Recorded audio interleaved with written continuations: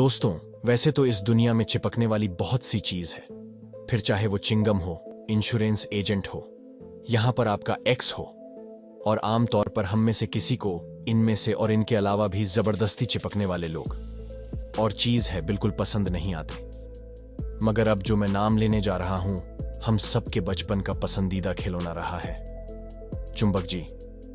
हाँ, ये एक जमाने में भारत के मिडिल क्लास और लोअर मिडिल क्लास के बच्चों का सबसे कूल खिलौना हुआ करता था। और अगर किसी के पास बेलन वाली चुंबक हो तो फिर उसकी खातिरदारी ऐसी होती थी जैसे अलेक्जेंडर के ग्रेट वही है। मगर बचपन में इन सब से खेलते समय हमने कभी ये नहीं सोचा था कि चुंबक आती कहाँ से, बनती कैसे, और क्या हम चुंबक घर में भी बना सकते हैं। तो इन सारे बचपन के सवालों के जवाब आपकी जवानी में मिल जाएंगे इस छोटी सी वीडियो के अंदर, जिसको आपको लाइक भी जरूर करना है भाइयों। चलिए शुरू करते हैं। कैसे बनती एक चुंबक? चुंबक बनाने के लिए लगभग 5 स्टेप्स से गुजरना पड़ता है, जिसमें सबसे पहली है मोल्ड मेकिंग।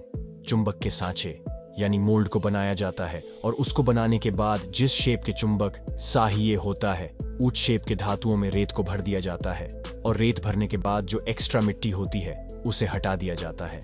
अब इसके बाद इस रेत को मजबूत किया जाता है, और ऐसा मजबूत नहीं, इसको एक पठार जितना मजबूत कर दिया जाता है, वो भी कुछ ही सेकंड्स में।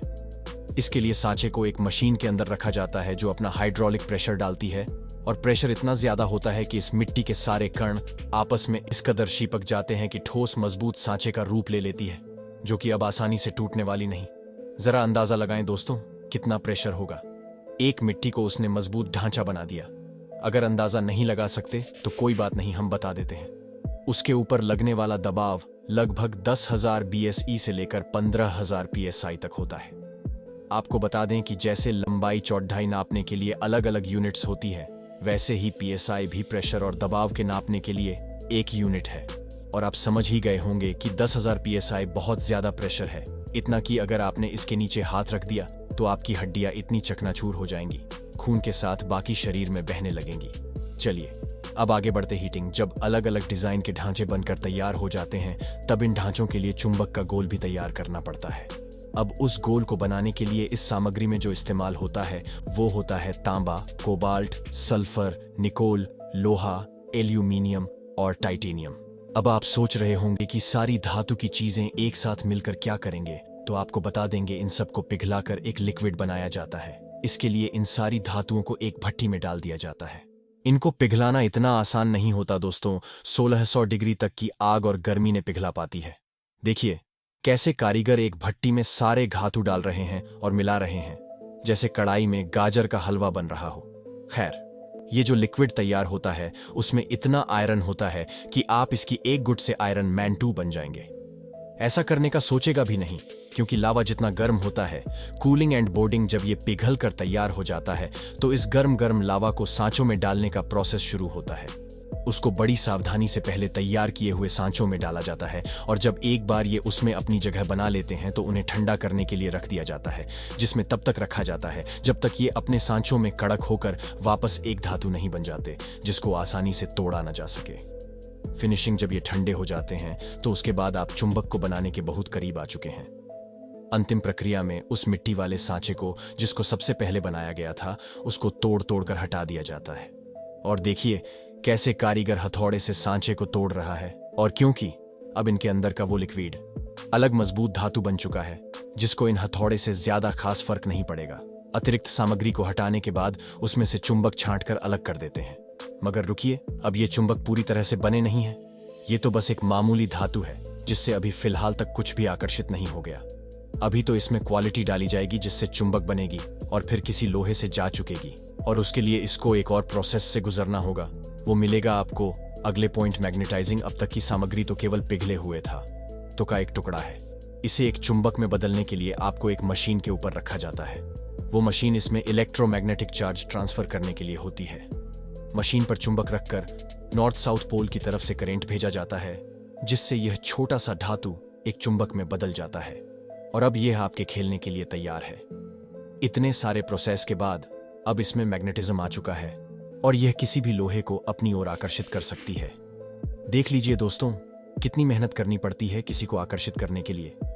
और हम एक दो बार ट्राई करने के बाद ही सोचते हैं कि वो भाव क्यों नहीं दे रही है। चलिए, ये तो हो गई बड़े कारखानों में चुंबक बनाने के बाद, मगर कैसा रहे कि आप अपने घर में एक चुंबक यानी इलेक्ट्रोमैग्नेटिक फील्ड बना सके? जानना चाहते हो तो एक बार वीडियो को लाइक कर दीजिए।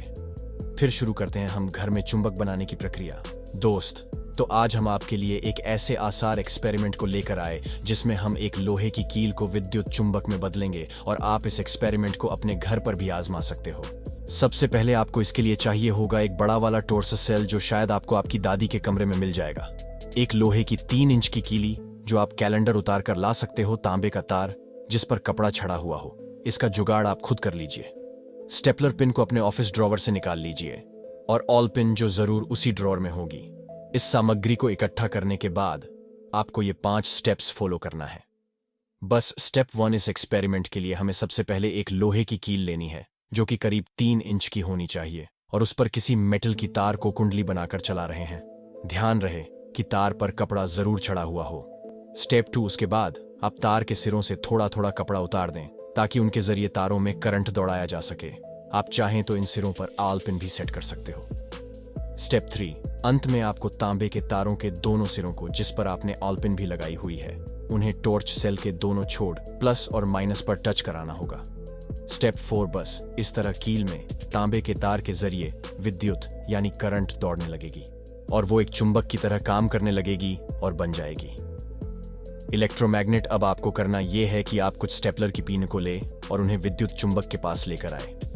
आप देखोगे कि विद्युत चुंबक वाली कील उस स्टेपलर पिन को अपनी तरफ खींच लेगी और यकीन मानिए फिर आप खुद को साइंटिस्ट से कम नहीं समझेंगे। अगर आप ये ट्री करने वाले हैं तो हमें कमेंट करके जरूर बताइए। अगर कभी आपने एक्सपेरिमेंट अपने स्कूल कॉलेज में किया हो तो भी बता दीजिए। दोस्तों, ये थी आपके बचपन के साथ ही चुंबक और उसको बनाने की। आपको अगर वीडियो अपने बचपन की हल्की सी भी याद दिला रहा है तो चैनल को सब्सक्राइब कीजिए ताकि हम भी आपके लिए ऐसी रोमांचक वीडियो लाएंगे। तब तक के लिए जय हिंद।